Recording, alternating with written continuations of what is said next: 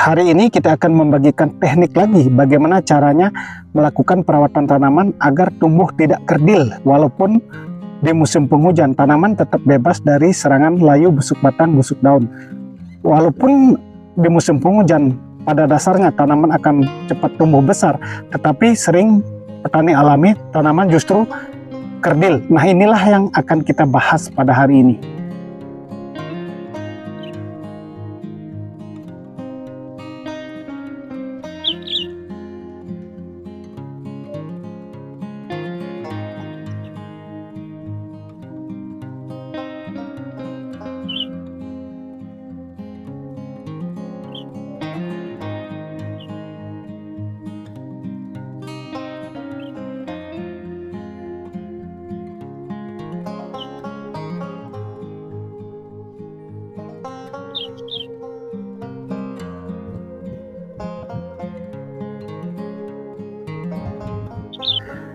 Halo kawan-kawan, kembali lagi dengan Ardana PT. Pada hari ini kita kembali lagi berada di kebun tanaman cabai.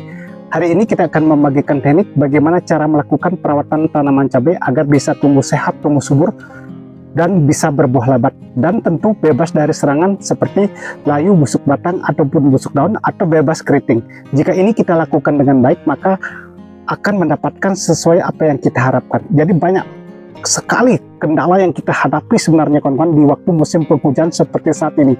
Selain serangan hama dan penyakit, biasanya yang terjadi walaupun kita sudah melakukan pengocoran dengan berbagai macam jenis pupuk, kadangkala tanaman itu masih tidak tumbuh dengan maksimal. Apa penyebabnya terjadi seperti hal ini? Jadi kalau di musim penghujan biasanya cenderung tanaman tumbuh sangat cepat, tetapi bisa sebaliknya.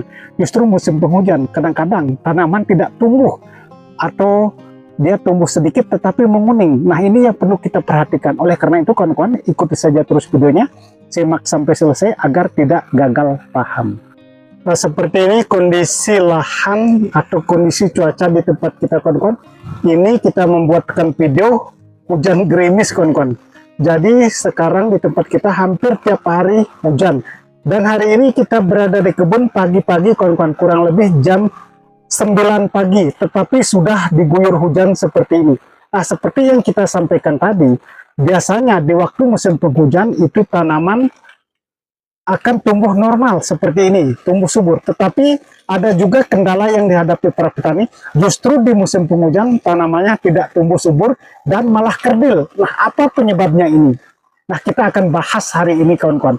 Selain tanaman tumbuh tidak stabil atau tidak normal, banyak juga yang terjadi serangan layu, busuk batang, ataupun busuk daun. Bahkan tanaman mengalami serangan hama seperti tungau dan trip yang menyebabkan keriting. Nah, kita akan bahas tuntas pada hari ini kawan-kawan. Tetapi ini tanaman cabai yang kita tanam bisa dilihat sangat luar biasa sekali, sangat subur. Ini merupakan tanaman cabai rawit dengan varietas kaliber. Jadi tanaman cabai rawit kaliber yang kita tanam ini tunasnya sangat banyak seperti ini. Kita tidak melakukan perampelan tunas karena situasi kawan-kawan. Jadi kalau kita paksakan merampel tunas-tunasnya atau tunas airnya, maka yang terjadi biasanya serangan busuk batang. Nah, ini harus kita hindari. Penyebab pertama mengapa tanaman cabai tumbuh kerdil di musim penghujan, itu disebabkan karena pH-nya drop kawan-kawan. Itu sebenarnya walaupun kita sudah melakukan pengocoran dengan pupuk apapun, tapi tanaman tetap tumbuh tidak normal. Nah, seperti itu. Jadi yang perlu kita lakukan adalah menstabilkan kondisi pH. Jadi kalau pH-nya normal, pH-nya stabil, maka tanaman akan tumbuh sehat subur seperti ini kawan-kawan. Nah, bagi para petani tidak semua memiliki alat ukur pH. Jadi apa yang harus kita lakukan kalau tidak memiliki alat ukur pH? Jadi kalau di musim penghujan, walaupun tanpa dicek lahan, itu pH pasti akan drop kawan-kawan kalau di musim penghujan. Apalagi curah hujan cukup tinggi, air sampai menggenang di selokan. Itu dipastikan pH akan drop. Nah, langkah pertama yang harus diperhatikan adalah melakukan penstabilan pH dengan cara melakukan pengocoran di lubang tanam dengan menggunakan asam humat, bisa ditambah dengan kalsium. Itu dosisnya bisa untuk asam umat 3 sendok makan untuk 20 liter air, dan kalsiumnya juga bisa menggunakan 3 sendok makan. Jadi inilah teknik pertama untuk menstabilkan pH. Jadi kalau pH-nya sudah normal atau stabil, maka kondisi tanaman akan tumbuh sehat juga, kawan-kawan. Tidak mengalami kerdil. Itu teknik pertama. Dan yang kedua yang perlu diperhatikan, untuk di musim penghujan, selain menstabilkan pH agar tanaman tetap tumbuh sehat dan subur, yaitu masalah keriting.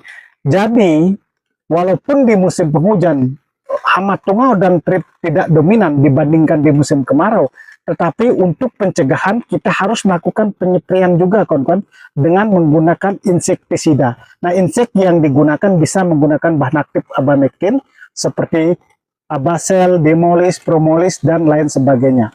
Bisa dimix dengan fungisida. Nah, fungisida untuk musim penghujan agar tidak kena serangan busuk daun, busuk batang, ataupun patek atau antraknosa, bisa menggunakan yang bersifat sistemik dan kontak. Nah, ini perlu diperhatikan. Jadi interval penyepraian di musim penghujan bisa dilakukan 4 hari atau 5 hari sekali, tergantung kondisi cuaca.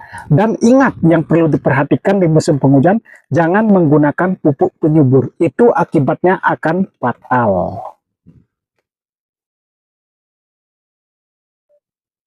Nah, seperti yang kita sampaikan tadi, kalau tanaman kerdil itu disebabkan oleh pH yang drop. Jadi pH yang normal untuk tanaman cabai kisaran 6,5 sampai 7. Kalau di bawah 6, itu biasanya tanaman cenderung mudah diserang penyakit, khususnya penyakit layu, busuk batang, ataupun busuk daun.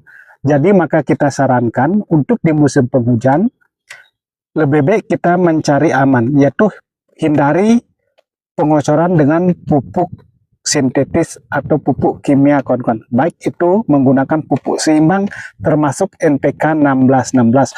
Kalau dengan catatan tidak tahu cara melakukan perawatannya. Jadi apa yang harus kita lakukan? Jadi banyak petani yang beranggapan kalau kita menggunakan pupuk sintetis atau pupuk kimia, itu tanaman akan tetap aman. Atau dalam arti kata tanaman akan subur. Nah, ini biasanya yang menjadi idaman para petani cabai khususnya, kalau melihat kondisi tanaman daunnya hijau, subur, itu sangat bahagia atau sangat senang, tetapi lupa efek sampingnya. Jadi seperti yang kita sampaikan tadi, untuk musim penghujan kita cari aman saja, kawan-kawan. Jadi untuk tanaman cabai rawit kaliber yang kita tanam ini, kita tidak melakukan pengocoran sama sekali dengan pupuk sintetis atau pupuk kimia, baik itu NPK seimbang ataupun sejenisnya. Nah, yang kita lakukan secara rutin adalah pengocoran asam humat dan kalsium, kawan-kawan. Itu interval 7 hari sekali. Nah, mengapa kita rutin lakukan pengocoran asam humat dan kalsium? Jadi seperti yang kita sampaikan tadi, kalau musim penghujan itu pasti atau dipastikan pH akan drop.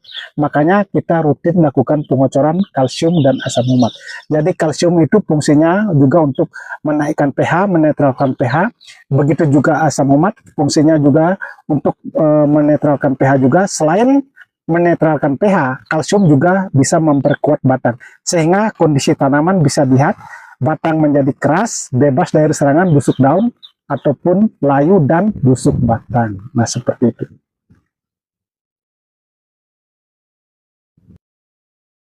Agar tanaman tetap tumbuh sehat, subur, dan nanti bisa berbuah lebat, agar tidak kerdil seperti yang kita sampaikan tadi, kalau lahan yang kurang subur bisa menggunakan pupuk kandang di bedengan. Jadi mengapa kita sarankan juga menggunakan pupuk kandang di bedengan?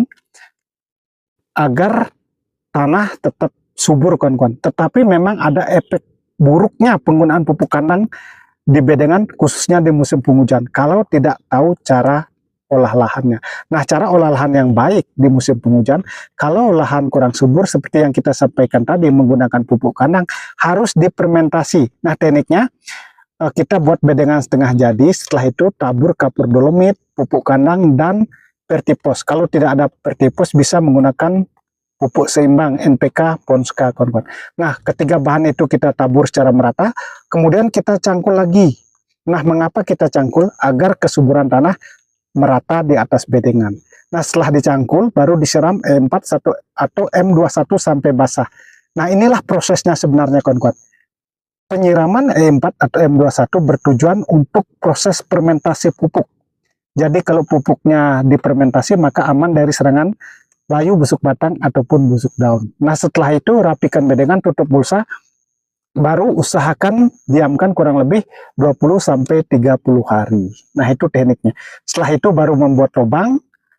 Nah, setelah membuat lubang, lakukanlah sterilisasi lahan lagi dengan melakukan pengocoran asam humat, trichoderma, dan silika karbon. Jadi kalau ini kita lakukan dengan baik, maka tanaman akan tumbuh subur, sehat, walaupun tanpa dikocor pupuk seimbang lagi, kawan-kawan. Cukup dikocor dengan kalsium dan asam humat. Itu tanaman akan tumbuh sehat seperti ini. Nah, terima kasih kawan-kawan yang sudah menyimak video ini. Semoga apa yang kita sampaikan bisa bermanfaat. Semoga kedepannya kita menjadi sukses sama-sama.